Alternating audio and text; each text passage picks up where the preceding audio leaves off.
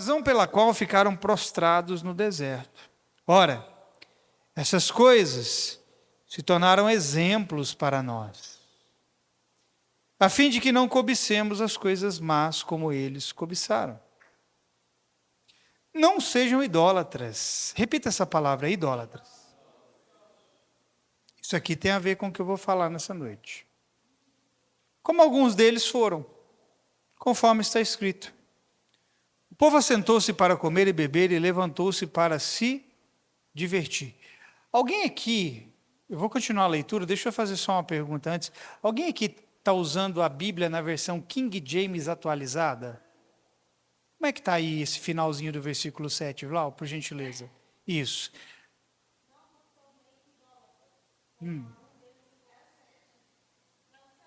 É o 7, só o finalzinho, filho. A palavra do versículo. Orgia, né?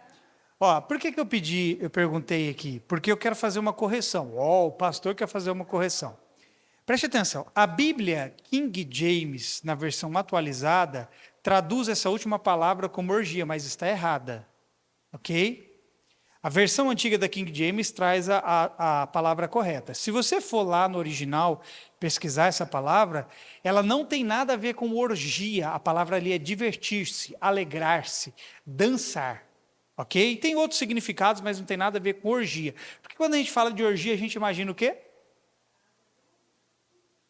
Coisas relacionadas à carne, sim ou não? Pecados sexuais, não é isso? Veja, vamos continuar. E não pratiquemos imoralidade, como alguns deles o fizeram e caíram mortos num só dia.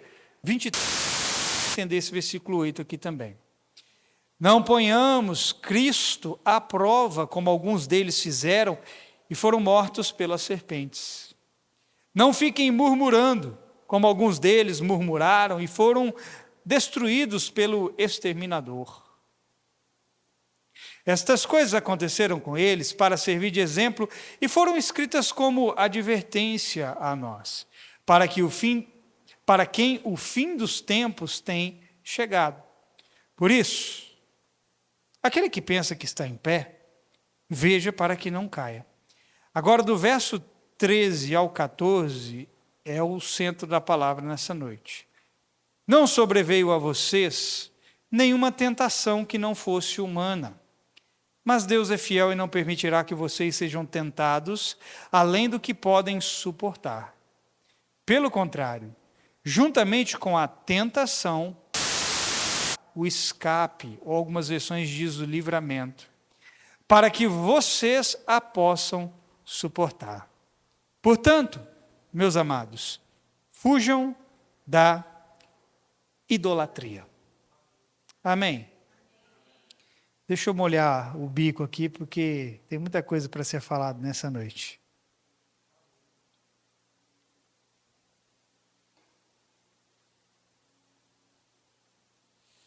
Eu imagino, querido, que você já deva ter lido em algum momento essa passagem aqui, sim ou não? Você já leu essa passagem em específico, o verso 13? Vou repetir ele aqui para você. Não sobreveio a vocês tentação que não fosse comum aos homens. Estou lendo uma versão diferente. E Deus é fiel. Ele não permitirá que vocês sejam tentados além do que podem suportar. Mas quando forem tentados, Ele lhes providenciará um escape para suportar. Amém? Tem algo nessa passagem que eu quero mostrar para você, além daquilo que você talvez já tenha enxergado até hoje nela. Quando nós falamos de tentação, qual é o primeiro pensamento que vem à sua mente? Vamos lá, alguém diga para mim em voz alta, quando você ouve a palavra tentação, qual é a primeira coisa que você pensa? Fala alto, gente, para eu ouvir. Sem medo. Quem falou pecado? Pecado de quê, Lana? Vocês me surpreenderam então, hein? Porque quando a gente fala de tentação, a primeira coisa que vem à nossa mente é o quê? Pecado sexual, não é isso? Não é? Só que eu quero mostrar para você que esse texto em momento nenhum está falando de pecado sexual. Só que a gente lê esse texto e a gente acha que Deus está falando de pecado sexual. Vai encontrar uma referência do verso 1 até o último versículo falando de nada referente ao pecado sexual.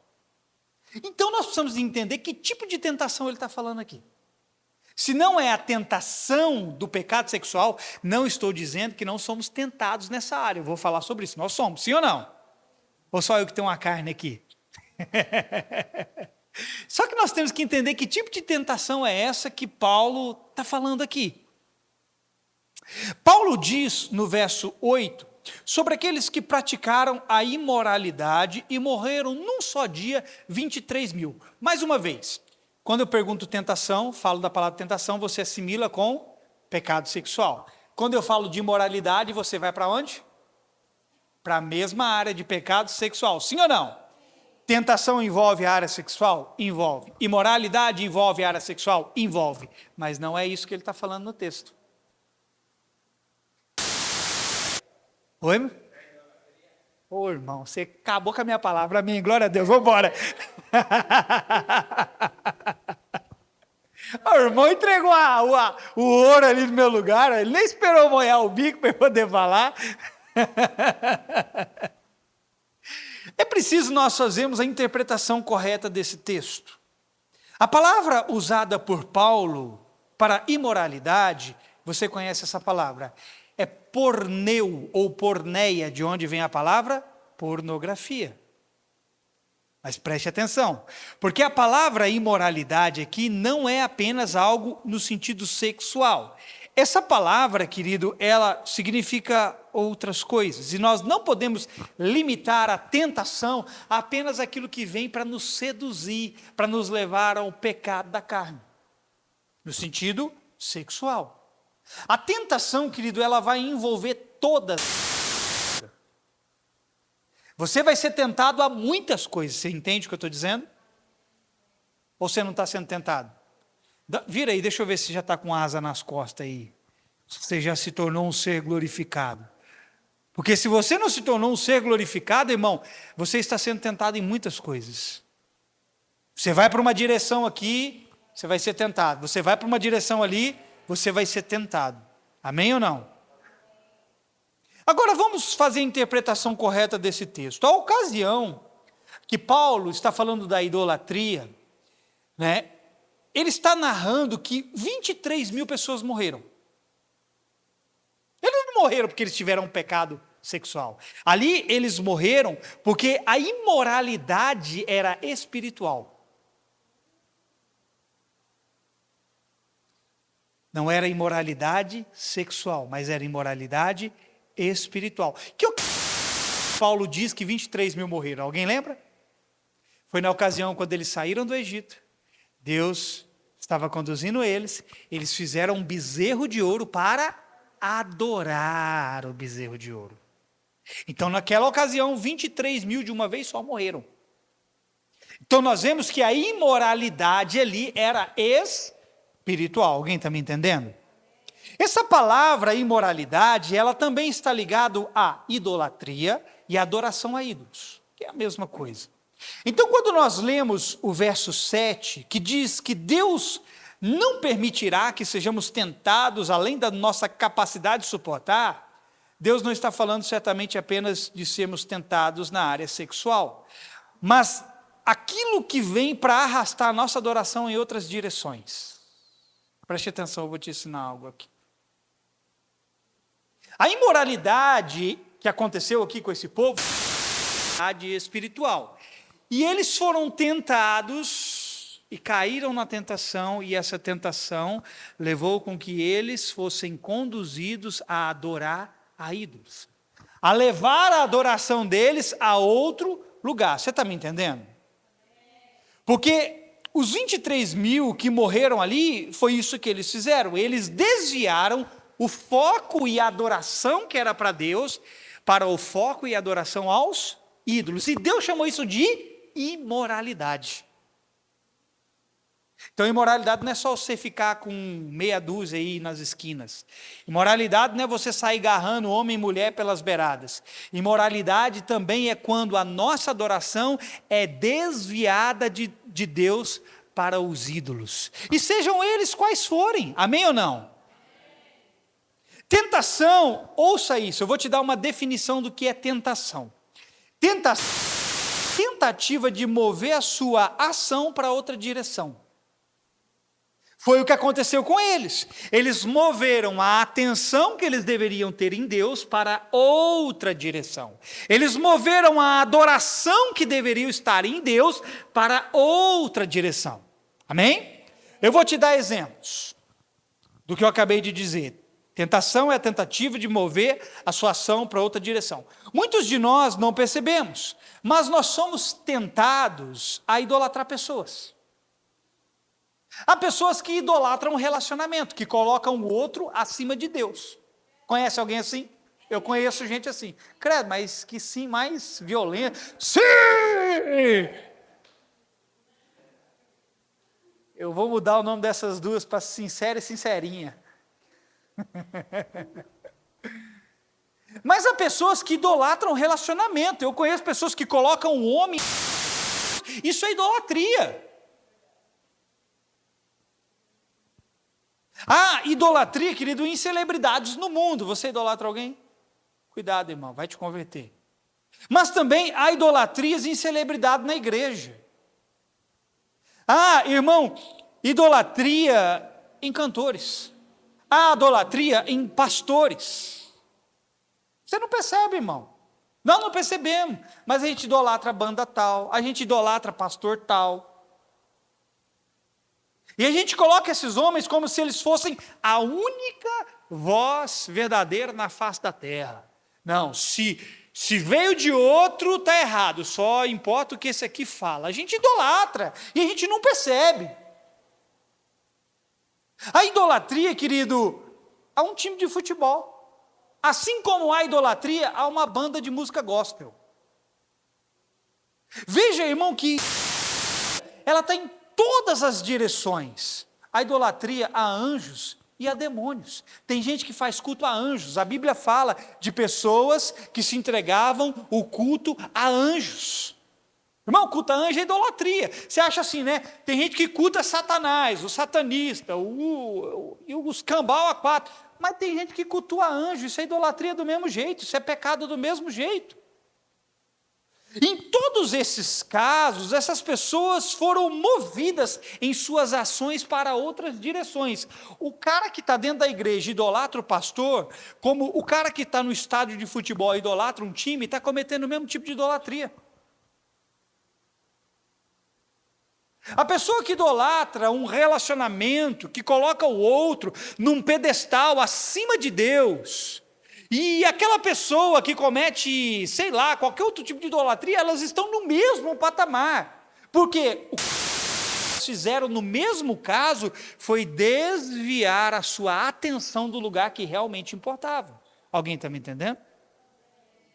Por isso, querido, no verso 14, Paulo diz aqui para nós fugirmos do quê? Da idolatria. Se você ler de novo, está escrito lá.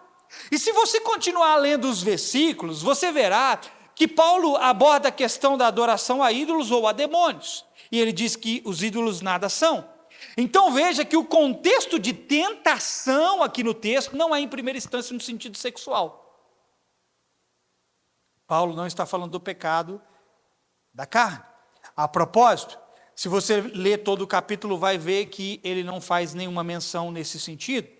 O que eu quero te mostrar é que a tentação é algo abrangente. Nós somos tentados na área da sexualidade, mas também somos tentados a falar mal dos outros. Olha a tentação aqui. Nossa, irmão, para destilar veneno a respeito dos outros. Faz assim, ó. Dá uma enxugadinha aí. Tem gente que é tentado para falar mal, ele não vê uma oportunidade. É tipo assim, ó, o fulano chama Mauro. Quando ele ouve a letra M, ele já se sente tentado em falar mal. Porque ele já logo vai achar que vai falar do Mauro.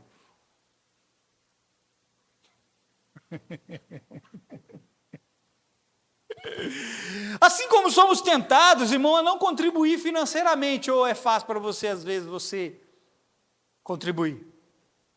pessoas são tentadas nessa área também. Somos tentados a abandonar a fé. Alguém aqui sabe o que significa isso? Alguém aqui já foi tentado a abandonar a fé? Ou só eu?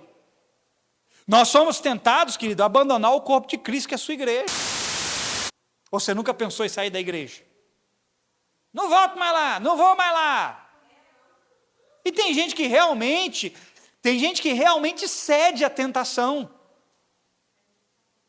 E aí ela faz o quê? A tentação redireciona. Repita isso comigo, a tentação redireciona.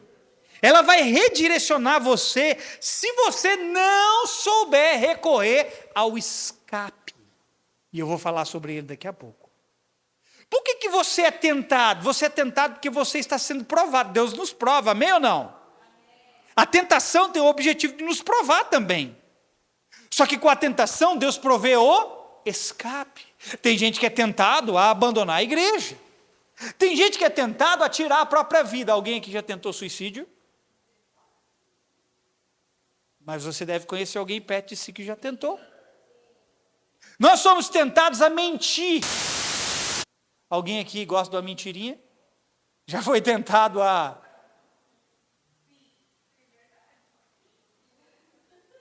Quer ver? Eu estou mostrando para você, querido, as direções para onde nós somos tentados. Nós somos tentados, irmão, a não perdoar. Ou não? Então veja que tentação não está limitado apenas a uma coisa. Mas a minha ênfase aqui nessa noite vai para outro ponto. E eu quero falar dele aqui agora. Porque diz o texto que nós lemos, que Deus não permitirá que sejamos tentados além do que podemos suportar. Já viu aquela frasezinha que a gente usa e que ela está errada? Deus não permite lutas maiores do que você possa suportar. Já viu? Essa frase está errada. Porque Paulo disse que as lutas que vieram sobre ele foram acima de suas próprias forças, para que eles não confiassem em si mesmos, mas no poder de Deus. O que Deus não permite acima das suas forças são as tentações. Tentação? Sim.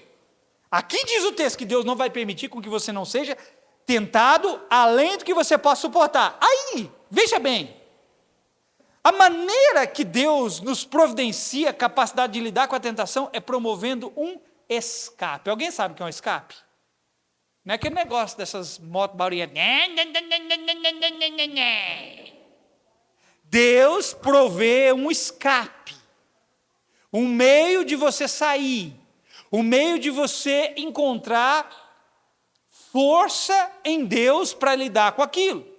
No final do verso 13, diz aqui: mas quando vocês forem tentados, Ele lhes providenciará um escape para que possam suportar. A palavra escape, preste atenção, tem em um de seus significados como caminho para fora. Olha o significado da palavra escape: caminho para fora. Agora veja, quando você está sendo tentado, significa que algo está diante de você querendo entrar na sua vida. É assim ou não é? Quando você está diante de uma tentação, significa que aquilo está batendo na sua porta. Aquilo está querendo entrar para dentro de você. Lembra o que Deus disse para Caim? Caim, o pecado jaz aonde? À porta. E o desejo dele, o desejo da tentação, vai ser contra você. E se você abrir a porta, ele vai entrar, ele vai dominar e ele vai vencer você. Mas Caim, o pecado está aí. Mas cumpre a você o dominá-lo. Às vezes, irmão, o dominar algo será fugir daquele algo. Vou repetir, preste atenção. Às vezes o seu escape não é enfrentar, é fugir. Sabe o que a Bíblia diz? A Bíblia diz assim: fugir da aparência mal. A tentação vem o quê? Vestido em coisa boa para você? Não, você é tentado para ser levado para aquilo que é mal. Amém ou não? E a Bíblia diz fugir da aparência do... Então tem coisas que você não enfrenta, tem coisas que você foge. Às vezes o seu escape, irmão, vai ser correr.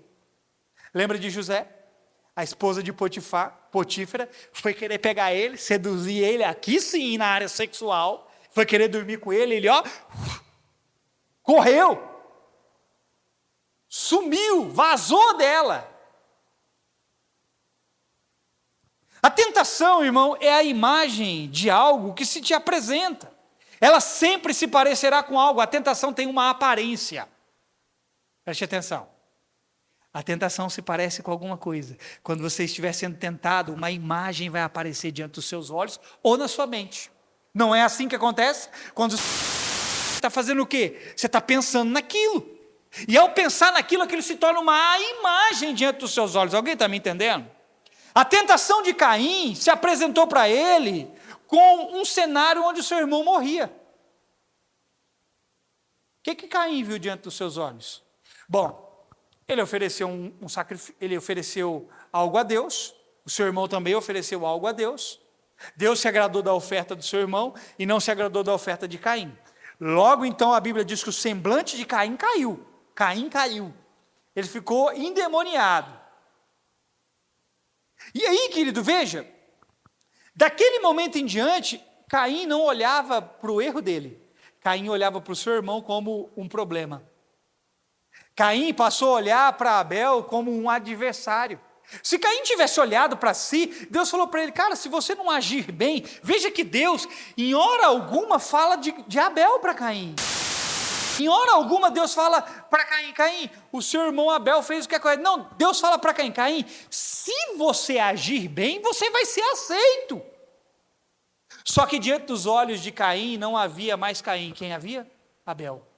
Então o cenário de morte é criado diante dos olhos dele. E ele faz o quê? Ele mata o irmão. A tentação diante de Eva era se parecer com Deus, ou como Deus, conhecendo não somente o bem, mas também o mal. Ela também foi tentada. Ela já era como Deus, só que ela não queria apenas conhecer o bem, ela também queria conhecer o mal, porque foi o que a serpente disse para ela: se você comer, você vai se tornar como Deus, conhecedor do bem e do mal. Mas vamos voltar ao ponto aqui. Porque Paulo diz, irmão, que há um escape, um caminho de saída, um lugar para ir. A minha pergunta é: onde é esse caminho? Ou melhor, sabemos pegá-lo? Quando você está diante da tentação, qualquer que seja ela, você sabe para onde ir? Você sabe que caminho pegar? Perceba, querido, também que Paulo diz que o escape é dado para que possamos suportar. Ouça isso aqui. Eu vou dar ênfase nessa palavra suportar. Paulo diz que Deus nos dá um escape para que sejamos capazes de suportar a tentação. Paulo não está dizendo que a tentação será anulada. Porque se você está recebendo a capacidade para suportar, então aquilo não está sendo anulado. Quando Deus diz que te dá um escape, Deus não está falando, eu vou anular essa tentação. Quando Deus diz que te dou um escape, Ele está dizendo, eu estou te dando a condição para, em mim, vencer isso aí.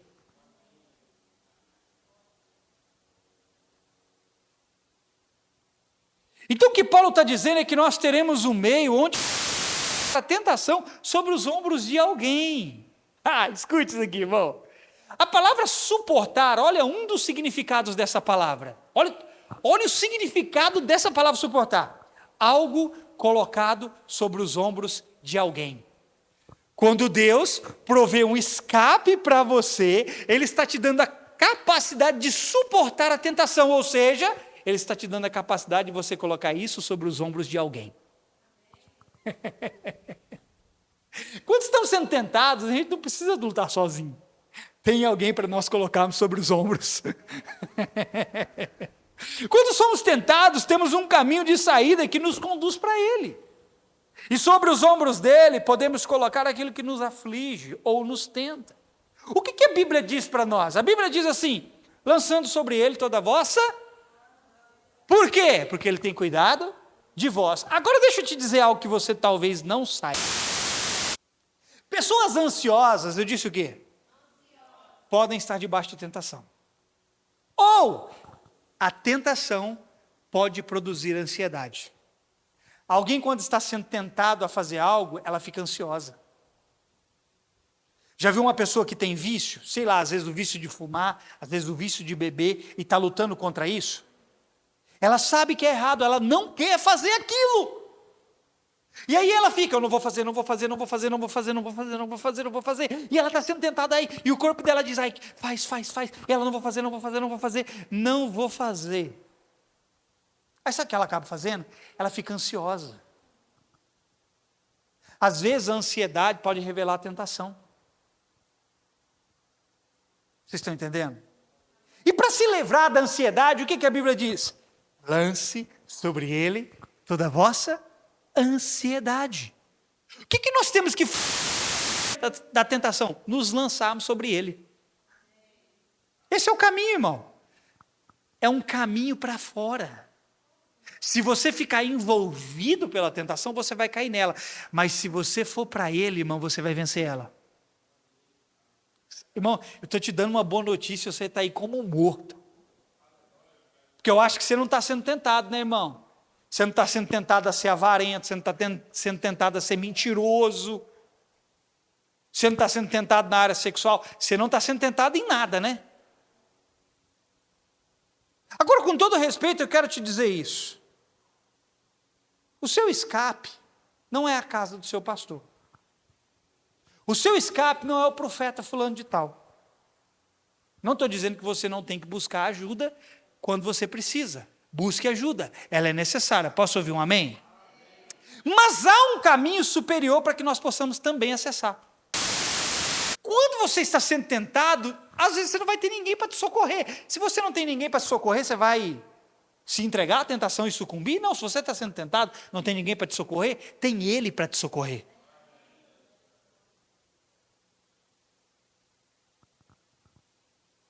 O escape também não é mais dinheiro na conta, irmão. O escape não é um novo relacionamento, não é uma viagem, não é 90 dias de férias. O escape sempre será aquele que é o caminho. Então ouça, escute o que eu vou dizer aqui agora. Porque tem gente que está prestes a estourar e a bater as bielas. Por quê, pastor? Porque ele está tão pressionado que ele está sendo atentado a jogar tudo por alto. Eu vou ensinar algo para você aqui. Tem gente que está sendo tão pressionado, a vida, as pessoas, as circunstâncias, estão batendo tanto, pressionando tanto o indivíduo, e o diabo, eu vou dizer algo já, não vou me antecipar não, mas as pressões estão tão grandes, que ele está sendo tentado a jogar tudo para o alto. Você já passou por isso? Eu não aguento mais, eu vou desistir dessa vida, eu vou tirar a minha própria vida. Tem gente que tira a própria vida, porque ele foi tão pressionado, e ele foi tão tentado, que ele realmente jogou tudo para o alto. Tem gente que está sendo tentada a abandonar a sua jornada. Mas o que nos falta, irmão, é mover-se para a direção correta. Escape é mover para a direção correta. Escape é um caminho para fora. Amém ou não, irmão? Então vamos ser sinceros. Quantos aqui já não ficaram tentados várias vezes a jogar tudo para o alto? Quantas vezes não te veio esse pensamento? Quantas vezes, irmão? Agora, era a origem dele, de você abandonar tudo e jogar tudo para o alto? A origem dele é a mesma origem daquela tentação que Jesus passou no deserto em Mateus capítulo 4. É a mesma origem. O diabo fez o que com Jesus no deserto? Tentou Jesus. Aonde que Jesus foi tentado? A Bíblia diz que ele em tudo foi tentado. Jesus foi tentado no corpo, Jesus foi tentado na alma e Jesus foi tentado no espírito. Em todas as direções, Jesus foi tentado. E o diabo sabe, querido, que depois das pressões é a hora certa para entrar com as tentações. Pega isso aqui, estou te entregando um código. Pega isso aqui. Depois das pressões, o diabo sabe que ali é a hora certa para entrar com as tentações. É por isso que quando nós estamos sendo altamente pressionados, nós logo depois somos tentados a abandonar tudo. Jesus, 40 dias que ele estava de jejum, irmão. Que hora que o diabo aparece? Na hora mais difícil para Jesus, na hora da pressão, porque ele sabe que depois da pressão é hora de entrar com a tentação, porque quando tem pressão ele sabe que você pode pender para o lugar errado. Alguém está me entendendo? Então comece a reparar para você ver. É quando você está pressionado por algo que começam a vir os sugestionamentos. O que são esses sugestionamentos? É uma maneira do diabo levar você a andar nos pensamentos dele. Irmão, você está sendo sugestionado a fazer um monte de coisa que é contrário à vontade de Deus, ou não? O que são esses sugestionamentos? É uma maneira do diabo colocar os pensamentos dele em você. Às vezes você está sendo tentado, irmão, não é algo seu, é algo da cabeça do diabo sobre você. A Bíblia fala de dardos inflamados do maligno. Ele lança isso contra nós. Às vezes, querido, você vai ouvir algo assim: se entrega logo à sua vontade. Olha a tentação. Se entrega logo à sua vontade. Às vezes larga tudo e vai embora. Às vezes deixa barato o que fizeram com você não, vai lá e tira a satisfação.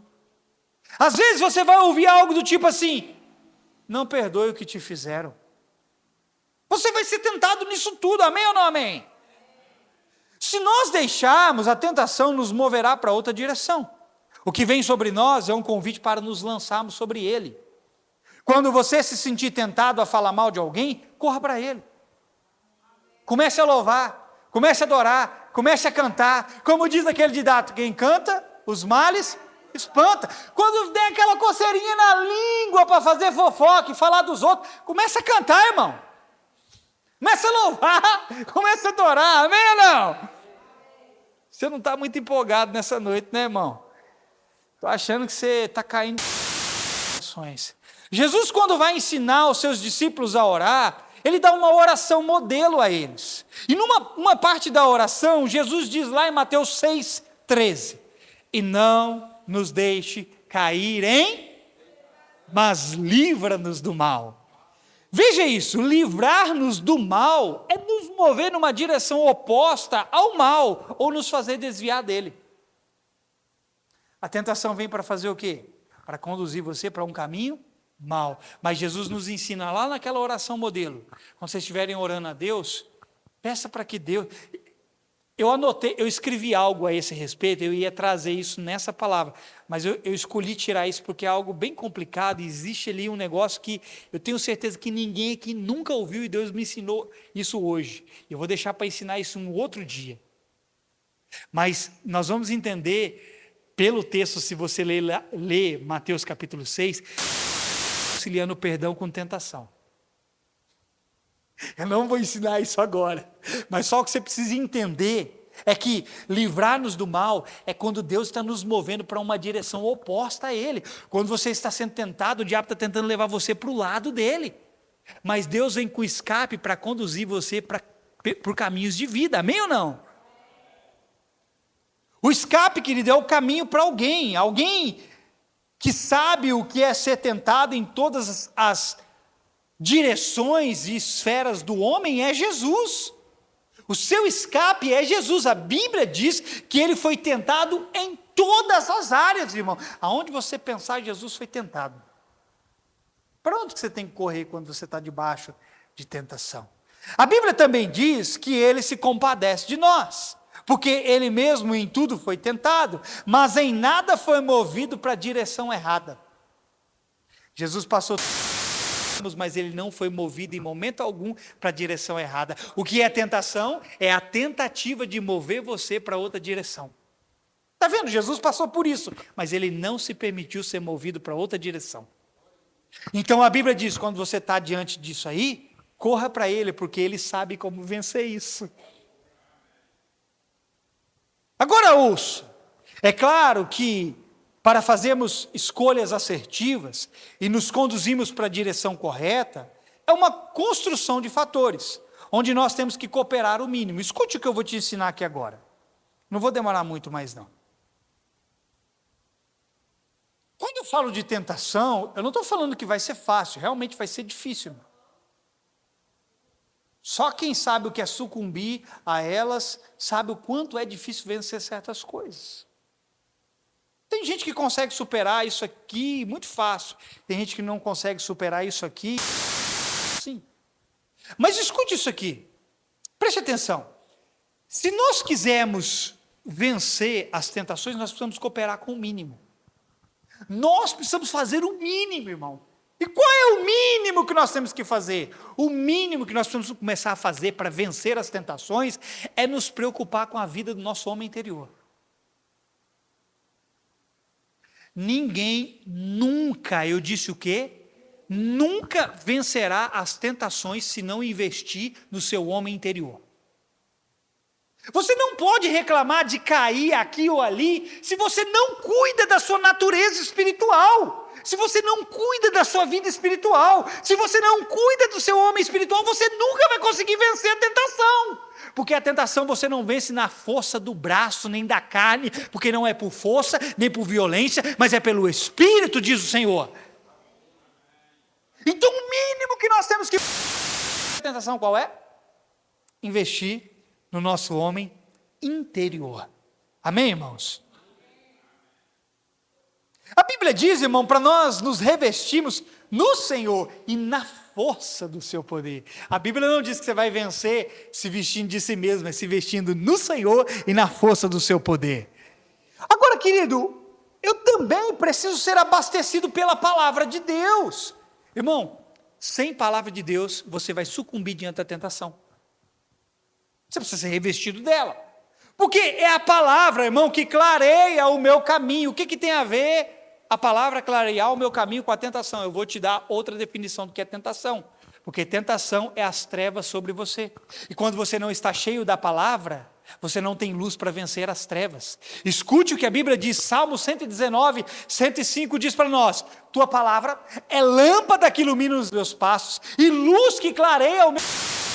Coisas que eu e você precisamos se quisermos vencer as tentações. Primeiro, invista no seu homem interior. Segundo, se alimente da palavra, ela é luz para você, luz para os seus caminhos, é lâmpada para os seus pés. Amém ou não? Quando você está sendo tentado, está tendo luz sobre você? Não, quando você está debaixo de tentação, o que está sobre você? Diga trevas. Se você não tem a palavra que é luz, como que você dissipa as trevas? Alguém está me entendendo?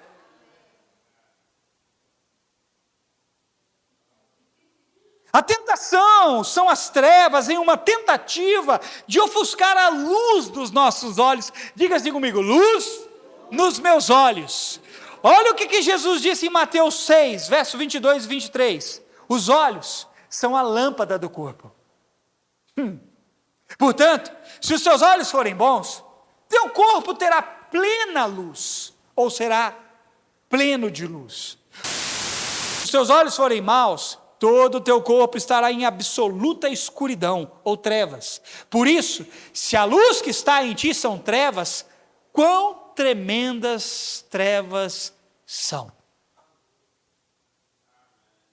Irmão, não dá para conceber um crente que não é depósito da palavra de Deus.